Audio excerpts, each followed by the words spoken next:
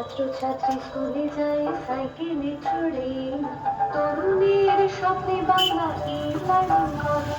Scholarship কিংবা পেশাদারি প্রশিক্ষণ, উন্নতির খতিয়ান দিচ্ছে জনগণ।